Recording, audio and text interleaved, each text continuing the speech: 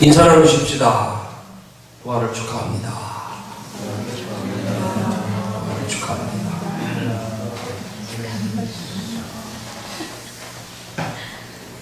아직도 궁금하신 분 안 계시죠?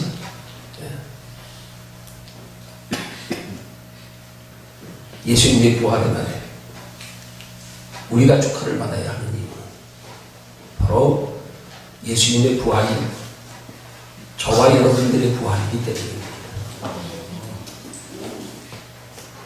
예수님의 부활이 저와 여러분들을 위한 부활이기 때문입니다. 저와 여러분들의 부활이 없는 예수님의 부활은 아무런 의미가 없습니다. 오직 예수님은 우리의 영원한 부활을 위해서 십자가에 못 박혀 돌아가셨고 사흘 만에 다시 살아나셨습니다. 예수 그리스도로 말미암아 우리의 부활이 없다면 예수님 십자가에 못 박혀 돌아가실 필요가 없습니다. 이유가 없습니다.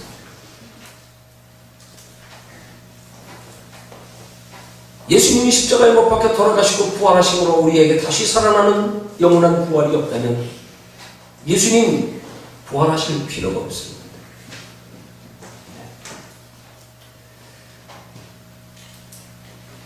독일의 유명한 복음주의적 신학자 중에 한 사람이 에릭 사우어라고 하는 사람이 이런 말을 했습니다. 부활절은 예수님의 부활로 시작하여 우리 성도의 부활로 끝난다. 그럼 우리는 두 개의 부활절 사이에 지금 살고 있다. 바로 2000년 전에 예수님의 부활과 앞으로 있을 우리의 부활 사이에 그 역사의 중간 지점에서 지금 우리가 살고 있다는 말입니다. 이미 역사 속에서 이루어진 예수 그리스도의 부활과 앞으로 우리에게 이루어질 그 부활의 날에 중간에 우리가 지금 살고 있다는 말입니다.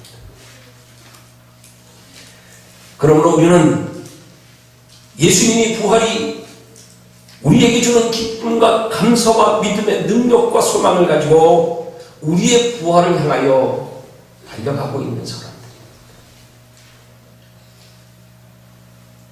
그러면 예수 그리스도의 부활로 인한 저와 여러분들의 부활은 구체적으로 어떤 부활입니까? 그 부활은 예수 그리스도의 부활하심으로 장차 우리도 예수 그리스도의 재림하실 때에 썩지 않은 신령한 몸으로 변화되었습니다.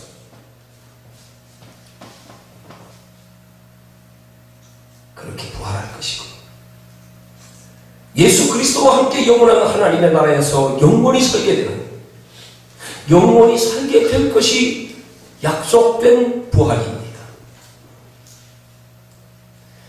예수 그리스도의 부활이 인류의 역사 속에 확실하게 증거된 부활인 것처럼 장차 앞으로 예수 그리스도를 믿는 우리에게 일어날 부활도 확실한 부활인 줄로 믿으시기를 주님의 이름으로 축원합니다.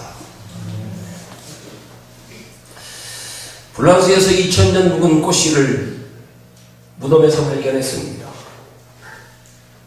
이 꽃씨가 살 것인가 죽을 것인가 알아보기 위해 땅에 심었더니 꽃씨가 살아서 싹이 나고 꽃을 피웠답니다.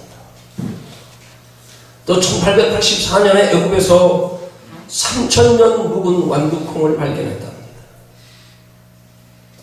그래서 이 완두콩을 땅에 심었는데 며칠 후에 싹이 났답니다.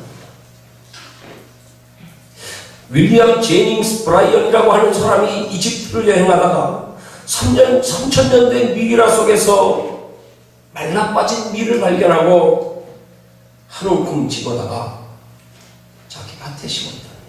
그랬더니 약 한 달이 지나서 싹이 나고 잎이 나서 다른 밀 종자와 같이 수확을 했답니다.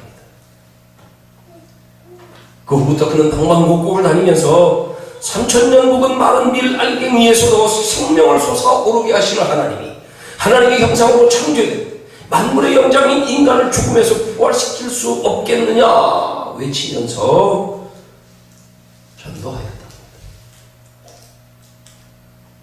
기독교는 모든 종교 중에 유일한 부활의 종교입니다. 세상에 많은 종교가 있지만 어떤 종교도 기독교를 흉내내지 못하는 것이 하나 있는데 그것이 바로 부활의 교리입니다. 타 종교가 기독교를 모방하는 것이 많이 있지만 이 부활의 교리는 누구도 어느 종교도 모방할 수 없는 진리입니다. 그렇기 때문에 기독교만이 참된 종교인 것입니다. 그렇기 때문에 기독교에만 구원이 있는 겁니다. 그렇기 때문에 기독교와 다른 종교가 하나 될 수 없고 같을 수가 없는 겁니다. 그 부활은 예수 그리스도의 부활을 통한 오직 예수 그리스도의 부활을 믿는 자만이 누릴 수 있는 부활입니다. 부활이란 다시 산다는 뜻입니다. 예수 그리스도께서 다시 사셨고 예수 그리스도를 믿는 사람들도 다시 살게 됩니다. 여러분, 다시 산다는 것이 얼마나 감격적인 일입니까? 우리 구주 예수님이 다시 사셨을 뿐만 아니라 예수 그리스도를 믿는 믿음 안에서 우리도 다시 살되 영원히 쇠하지 않고 죽지 않을 신비한 영광스러운 몸으로 다시 산다는 사실입니다. 우리가 이것을 알고 믿는다면 날마다 감격하며 날마다 노래하며 춤을 추어도 그 감격 다, 그 기쁨 다 표현할 수 없을 겁니다. 만약에 어느 재벌 기업의 총수가 이런 사실을 알고 그런 부활을 만약에 돈으로 살 수 있다고 한다면 그 재벌들은 몇백억 아니라 몇천억을 주고로도 그 부활을 사려고 할 겁니다. 만약에 저들이 부활을 믿음으로 얻는 것이 아니라 거액의 비싼 돈을 들여서만 살 수 있는 것이라면 아마도 그들은 이 부활을 그들만의 특권으로 알고 기꺼이 살지도 모릅니다. 자랑할지도 모릅니다. 이 부활은 우리처럼 돈 많은 사람들만이 누릴 수 있는 것, 대단한 자부심으로 여길 겁니다. 그러나 우리가 잘 아는 대로 부활은 돈으로 살 수 없습니다. 오직 예수 그리스도의 부활하심을 믿는 믿음으로만이 가능한 겁니다. 그래서 믿음은 돈보다 귀한 겁니다. 여러분, 믿음을 귀하게 여기십니까? 아니면 돈을 귀하게 여기십니까? 돈으로 영생 얻을 수 없습니다. 돈으로 부활을 살 수 없습니다. 오직 믿음으로만 가능합니다. 우리는 이런 부활의 복됨을 알고 믿고 저들이 돈으로 얻을 수 없는 영원한 부활의 복을 우리 값없이 돈 없이 지금 얻은 사람들입니다. 약속받은 사람들입니다. 그러므로 예수 그리스도를 나의 구원의 주로 믿는 성도들은 예수 그리스도의 부활을 믿는 믿음 안에서 우리도 육체의 죽음 이후에 영원한 생명으로 다시 사는 영생의 부활의 복이 있음을 믿는 믿음으로 날마다 감사와 기쁨과 소망으로 행하는 신앙생활이 되어야 될 줄로 믿으시기를 주님의 이름으로 축원합니다. 더불어서 그리스도 예수의 부활을 믿는 성도들의 신앙생활에는 부활하신 예수께서 우리 심령 안에 성령으로 함께 하심으로 매일매일의 삶 속에서 누리게 되는 부활의 복이 있습니다. 그 부활의 복이 구체적으로 어떤 복입니까?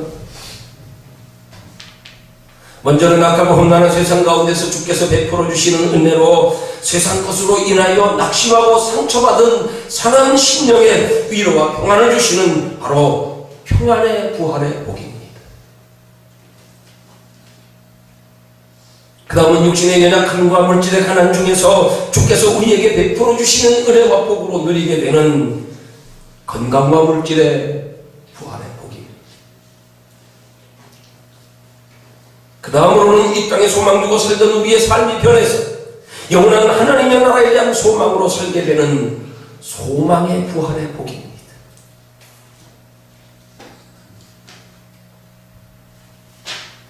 이 부활의 복을 다른 말로 표현하면 바뀌어지는 복이라고 하는 겁니다.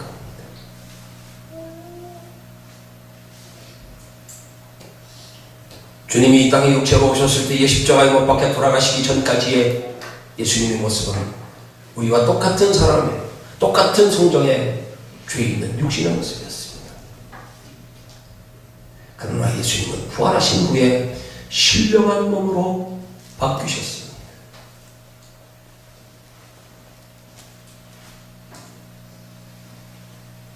그 부활하신 예수 그리스도를 믿는 믿음을 우리가 가질 때에 우리도 정작 그리스도와 함께 신령한 몸으로 부활하여 영원한 하나님의 나라에서도 영원히 거하겠지만, 그러나 이 땅에 사는 동안에도 바뀌어지는 것이 있어야 된다는 사실입니다.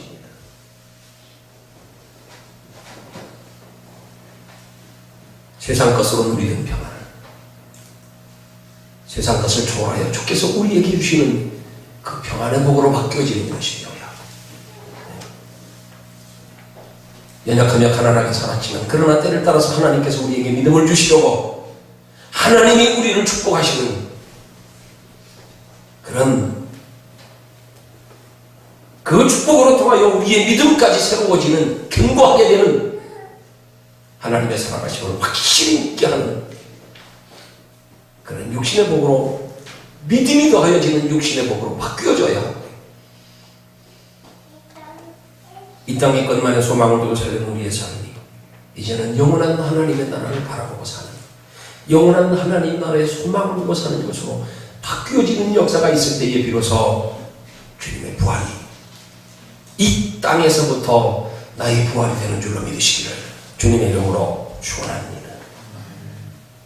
그렇게 부활의 소망을 가지고 행하는 신앙생활하는 성도는 이제부터는 죽음을 두려워하지 않습니다. 세상에 어떤 힘들고 어려운 일이 있어도 낙심하거나 좌절하지 않습니다. 세상에서 힘들고 어려울수록 오히려 영원한 하나님의 나라에 대한 소망은 더욱 커집니다. 이 소망 가지고 사는 성도는 세상에 속하여 살고 있으나 세상 것에 연연하지 않습니다. 보이는 세상 것으로 세상 사람들과 다투지 않습니다. 그런 눈에 보이는 세상의 것들 때문에 우리 하나님의 나라를 향하여 준비하며 살아가는 신앙생활에 지장받지 않습니다. 두 소녀가 바닷가에서 사이좋게 조개를 줍고 있었습니다. 문득 그들의 눈앞에 큰 조개가 하나 나타났습니다. 그들은 동시에 그 조개를 함께 집었습니다. 두 소녀는 서로 자기가 먼저 왔다고 자기 것이라고 주장했습니다. 결국 고집이 센 소녀가 그 조개를 차지했습니다. 조개를 빼앗긴 소녀는 마음이 언짢았습니다. 이후로 두 소녀는 각자 다른 방향으로 흩어져서 다시 조개를 줍기 시작했습니다. 그러던 중 조개를 빼앗긴 소녀가 뜻하지 않게 값진 진주 조개를 발견했습니다. 소녀는 그 진주 조개를 얼른 품속에 감추었습니다. 소녀의 마음은 완전히 풀렸습니다.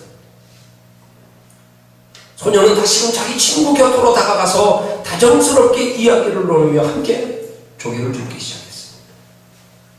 얼마 후 그들 앞에 또 큰 조개 하나가 나타났습니다. 그러나 이 두 소녀는 이전처럼 다투지 않았습니다.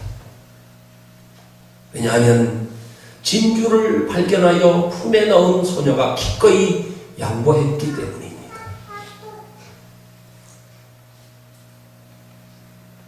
우리는 영원한 천국을 소유한 사람들입니다. 영원한 천국의 보화를 발견한 사람들입니다. 우리가 영원히 살게 될 천국은 너무나 좋은 것입니다. 이 땅에 눈에 보이는 세상 것이 아무리 좋은 것일지라도 그 영원한 하나님의 나라의 좋은 것과는 비교가 되지 않습니다. 그러므로 천국을 소유한 우리는 이 땅의 사소한 일로 세상 사람들과 다투거나 얽매이지 말고 영원한 천국을 발견한 자답게 너그러운 마음으로 양보하며 그들을 품어주며 살아가며 용서하며 살아가야 될 줄로 믿으시기를 주님의 이름으로 축원합니다. 이런 영육간의 귀한 부활의 복을 예수께서 우리에게 주시려고 부활하신 겁니다. 우리가 이런 믿음으로 주의 부활을 기뻐하고 환영하며 감사함으로 맞이할 때에 주께서 우리의 이런 믿음을 따라서 영육간의 귀한 부활의 복을 베풀어 주실 줄로 믿으시기를 주님의 이름으로 축원합니다. 그러므로 그리스도의 부활은 곧 나를 위한 부활입니다. 내 부활입니다. 이런 부활의 복을 믿음으로 감사하며 기념하는 것이 바로 오늘의 우리가 예배를 드리는 부활주일입니다. 이런 예수 그리스도의 부활의 의미를 분명히 바르게 알고 믿고 이제 우리 다시 인사합시다. 할렐루야. 부활을 축하합니다. 인사를 하십시다. 부활을 축하합니다. 아멘. 장로님